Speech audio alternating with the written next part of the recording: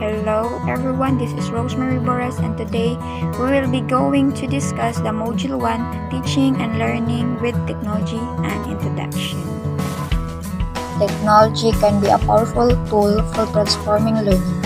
It can help affirm and advance relationships between educators and students, reinvent our approaches to learning and collaboration, shrink long-standing equity and accessibility gaps, and adapt learning experience to meet the needs of all learners. Our schools, community colleges, and universities should be incubators of exploration and invention. Educators should be collaborators in learning, seeking new knowledge and constantly acquiring new skills alongside their students.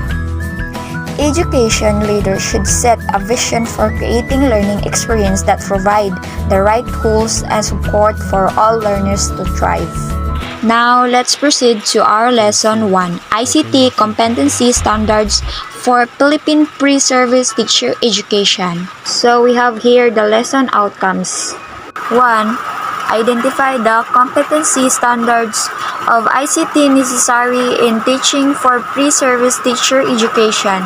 2. Familiarize with the ISTE National Educational Technology Standards for Teachers. What are the ICT standards for teachers? And what is UNESCO ICT competencies for teachers? Before we proceed, let us see first the two pictures. Picture A shows the teacher with digital technology, while Picture B shows the traditional technology, who is better equipped to handle the 21st century learners.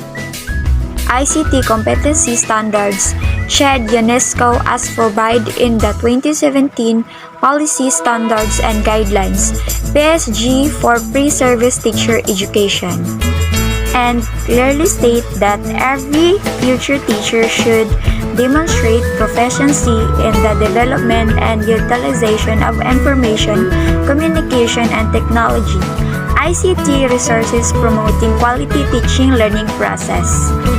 Also, ICT standards for teachers provide a comprehensive pathway for students to see progress after the end of each module, which a team of extremely dedicated and quality lectures. ICT standards for teacher will not only be a place to share knowledge but also to help students get inspired to explore and discover many creative ideas from themselves. Clear and detailed training methods for each lesson will ensure that students can acquire and apply knowledge into practice easily. ICT competency standards for pre-service teachers. So, ICT competency standards for pre-service teacher are made up of 7 domains, and each domain has different set of definitions. Domain 1. Understanding ICT and policies. 1.1. Demonstrate awareness of policy affecting ICT in education. 1.2. Comply the ICT policies as they affecting teaching learning environment. 1.3. Contextualize ICT policies to the learning environment. Teacher must incorporate ICT policies in the design and implementation of teaching learning activities. Domain 2. Curriculum and assessment. 2.1. Demonstrate understanding of concepts, principles, and theories of ICT systems as they apply to teaching learning. 2.2. Evaluate digital and non-digital learning resources in response to students' diverse needs. 2.3. Develop digital learning resources to enhance teaching learning. 2.4. Use ICT tools to develop 21st century skills, information media and technology skills, learning and innovation skills, career skills, and effective communication skills. Teacher must discuss ICT concepts, principles, and theories in various teaching learning process. Domain 3. Pedagogy. 3.1. Apply relevant technology tools for classroom activities. activities. 3.2 Use ICT knowledge to solve complex problems and support students' collaborative activities. 3.3 Model collaborative knowledge construction in face-to-face and virtual environment. Teacher must assist students to reflect on their own learning using technology tools. Domain 4 Technology tools. 4.1 Demonstrate competence and the technical operations of technology tools and systems as they apply to teaching and learning. 4.2 Use technology tools to create new learning opportunities to support community of learners. 4.3 Demonstrate proficiency in the use of technology tools to support teaching and learning. Teacher must use productivity and other tools in everyday work.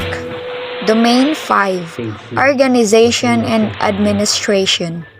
5.1 Manage technology-assisted instruction in an exclusive classroom environment. 5.2 Exhibit leadership in shared decision-making using technology tools. Teacher must facilitate flexible learning environment that enhances collaboration with the use of technology tools. Domain 6 Teacher Professional Learning. 6.1 Explore existing and emerging technology to acquire additional content and pedagogical knowledge. 6.2 Utilize technology tools in creating communities of practice. 6.3 Collaborative with peers, colleagues, and stakeholders to access information in support of professional learning. Teacher must use technology tools to search for, manage, analyze, integrate, and evaluate information that can be used to support professional teaching. Module 7 Teacher Disposition. 7.1 Demonstrate social, ethical, and legal responsibility in the use of technology tools and resources. 7.2 Show positive attitude towards the use of technology tools. The institute mechanisms to ensure child safety and prevent cyberbullying. Also, practice standards and etiquette in sharing and utilizing shared materials among learning communities. DepEd Order 42 as 2017 state that shows skills in the selection, development, and use of the variety of teaching learning resources, including ICT, to address learning goals. ISTE or National Educational Technology Standards for Teachers. ISTE means International Society for Technology Education. Also, the ISTE standards for educators are a roadmap to help students to become empowered learners. These standards will deepen your practice and promote collaboration with peers, challenge you to rethink traditional approach, and prepare students to drive their own learning. ISTE standards for teachers has 6 standards. Standard number 1, Technology Operations and Concepts. Standard number 2, Planning and Designing Learning Environment and Experience. Standard number 3, Teaching, Learning and Curriculum. Standard number 4, Assessment and Evaluation. Standard number 5, Productivity and Professional Practice. Standard number 6, Social, Ethical, Legal, and Human Issues. And lastly, the ISTE standards for students. And today, students must be prepared to drive in a constantly evolving technological landscape. The ISTE standards for students are designed to empower student voice and ensure that learning is a student-driven process. Also, the ISTE standards for student has 6 standards. Standard number 1, Creativity and Innovation. Standard number 2, Communication and Collaboration. Standard number 3, Research and Information Fluency. Standard number 4, Critical Thinking, Problem Solving, and Decision Making. Standard number 5, digital citizenship. Standard number 6, technology operations and concepts. That's all. Thank you.